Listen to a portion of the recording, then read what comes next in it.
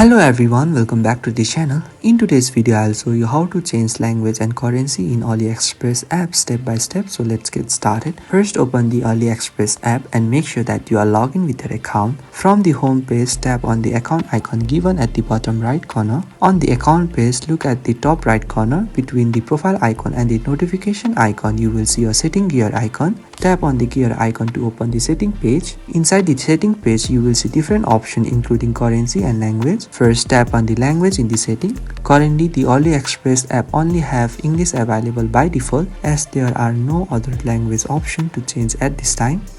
Next, tap on currency. Now the currency screen opens showing you a list of different country currencies as well as a search bar at the top to quickly find your preferred currency. Please make sure to select the currency that you want and it will apply it instantly. After that, you can see the product prices displayed in the selected currency across the app.